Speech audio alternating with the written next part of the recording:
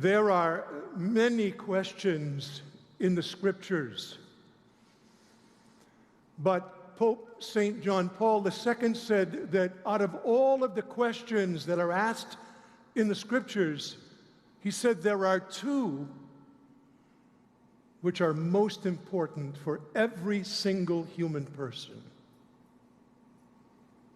And one of the questions is the question that we heard proclaimed in the gospel this morning. Who do you say that I am? And the second is like the first, but different. I am the resurrection and the life. Do you believe this? Pope St. John Paul II said, depending on how we answer those two questions necessarily depends on the direction our lives take. How we answer those two questions necessarily depends on the direction our lives take.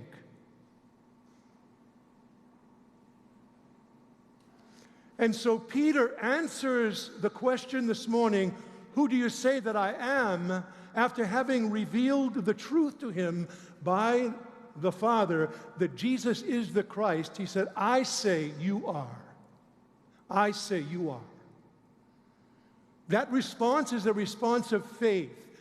And so for Peter's response of faith, Jesus responds with authority. He responds with authority. Now that's a very interesting word, because it's a word that we seem to be having a lot of trouble with today in the world and in our culture. People are confused about authority. Is it legitimate? Is it right? Is it abused? All those are valid questions. But at the end of the day, my brothers and sisters, there are two things that matter, only two things. And all that matters at the end of the day is power and authority. Now, in its proper definition, power is the ability to effect change, to make something happen. That's the definition of power. And the definition of authority is the right to use power. The right to use power. There is a Greek word, exousia, and it's the Greek word for authority, and it literally means from the being of. From the being of.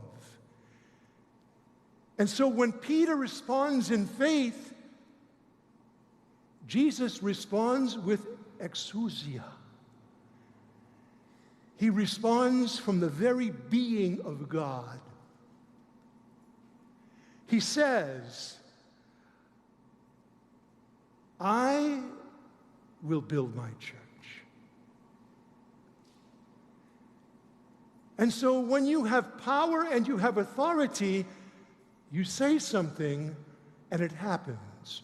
For an example, Jesus says, Lazarus, come out. And the dead man rises and comes out. Jesus rebukes the wind and says to the sea, be still, and there is calm. And on the night before he dies, he takes bread in his hands and says, this is my body, and so it is. That is exousia. To exercise the authority that you have with the power of his being. With the power of his being. And so he says to Peter, I say that you are Peter, that you are Cephas, that you are rock, and I am going to build my church on you. He says that. It's my church, and I'm going to build it on you, Peter. And he says the gates of the netherworld will never be able to prevail against it. And I will give to you the keys to the kingdom of heaven. Now, here's the secret about the keys. Here's the secret about the power of the keys to the kingdom. Because a lot of people have authority and they have power, and so they use their authority to exercise the power that is given them. And so the key represents the power and the authority that they have. But the power and the authority that Jesus is giving over to Peter through the power of the keys is simply to bind the effects of sin and temptation in the world and to loose the power of grace in everyone's life. That's the power of the keys. To bind the effects of temptation and sin and to loose the power of grace in the world. And so by binding the effects of sin, minimizes and takes away death. And by loosing the power of grace, it opens the door wide to eternal life. That's the power of the keys. But one of the things that is also true about Peter and about all of the great saints that we read about and hear about in the church is that there is a progression of faith.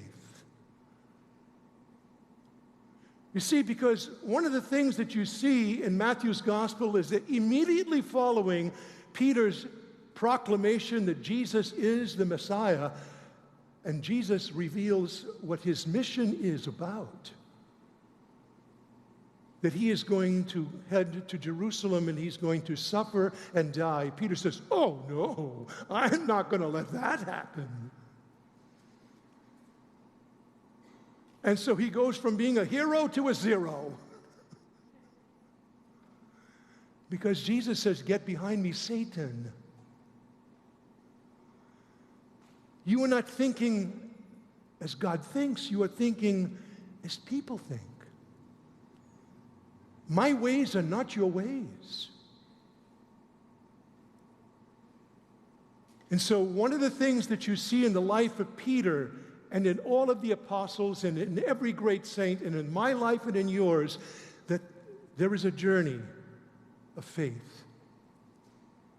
There is a journey of faith. We are not there. There are things that we have to continue to surrender to God over and over and over again. There's something that we do as human beings. We have a tendency to compartmentalize our lives. We compartmentalize our lives.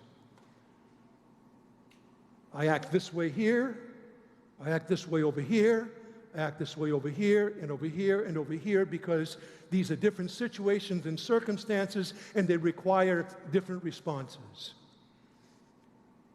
That's an example of compartmentalization.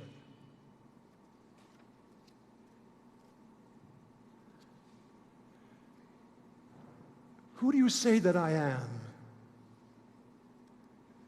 Well, our presence here says that we believe that Jesus is the Messiah, the Son of the living God. Our presence here has sign value. Sign value.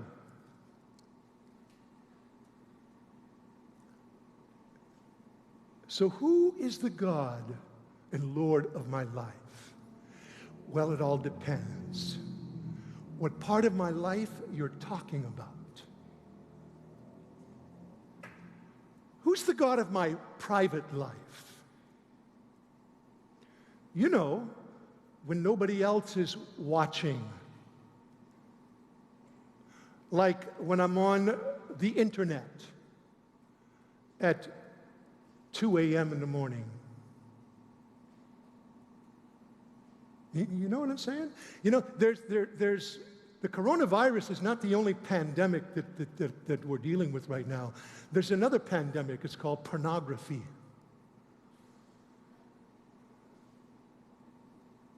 And there are a lot of adults who are addicted to pornography. And you know what? We got to call that out. We got to call it what it is. And the statistics say that children are introduced to pornography as young as 9.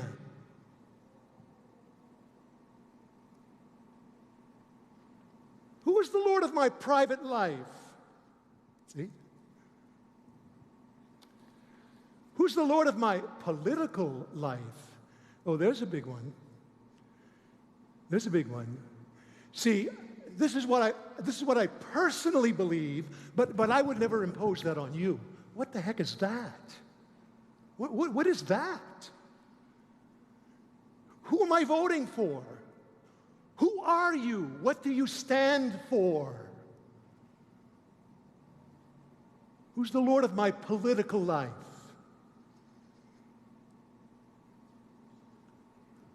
Who's the Lord of my home life?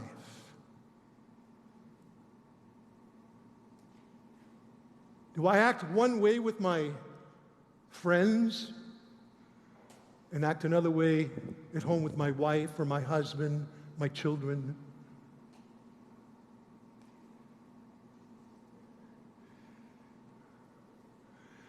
Who's the Lord of my family? You know, one of the things that I find that men are struggling with today is this understanding of headship. Headship. Christ is the head of the church. Christ is the groom. The church is the bride. The husband is the head of the family. But headship has nothing to do with being the breadwinner. Headship has to do with leadership. It has to do, in the scriptures, with most regard to being a Christian, to taking and leading your family to Christ. That's headship. Who's the Lord of my family life? Who's the Lord of my work life? When I'm with my buddies, my coworkers,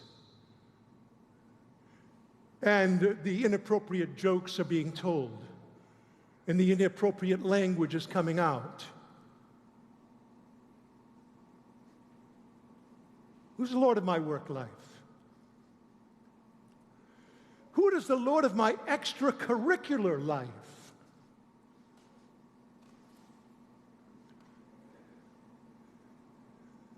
You know, one of the things that we're dealing with today is the biggest challenge that we have in church today is sports on Sundays. Well, maybe not so much right now, but, you know, I don't know how many times I've had people say to me, "Father, you need to understand we're a hockey family. We do the best we can." No, I don't need to understand. That's the choice you make. Who's the Lord of my extracurricular life? Who's the Lord of my school life? You know, one of the things that I tell all of the kids who go to the Steubenville East Youth Conference once a year, which we didn't have this year because of the virus that we're all dealing with, it's easy to be a Christian on a Steubenville East Youth Weekend when you're there with 2,000 other kids who are there for the same reason you are. The test of your faith is Monday morning at Spalding High School.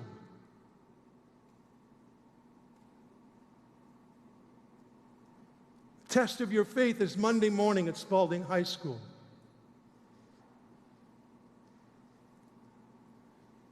There's a young girl who just came into the church a few weeks ago. She's here this morning. I'm not going to point her out. I don't want to embarrass her.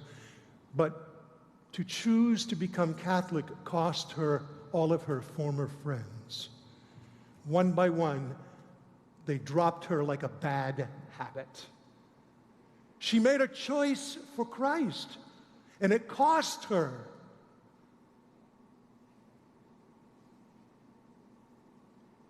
Who's the Lord of my school life? Who's the Lord of my social life? I'm at a party. A lot of booze, sometimes drugs. How do I act? Who's the Lord of my social life? Who do you say that I am? I don't know about you, but see, there's still parts of my life that I have not yet surrendered to Jesus.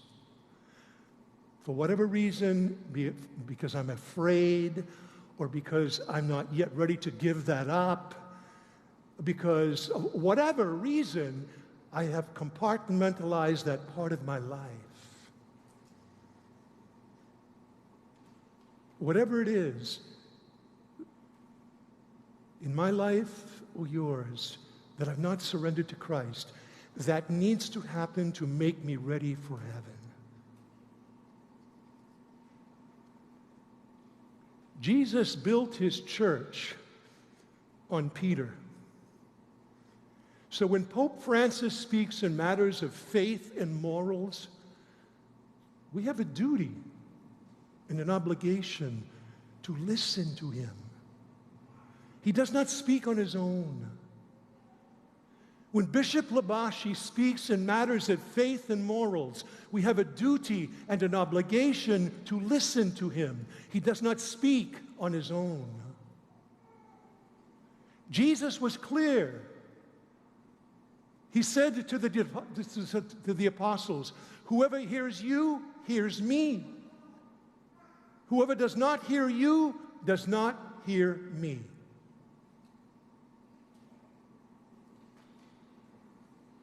Who do you say that I am?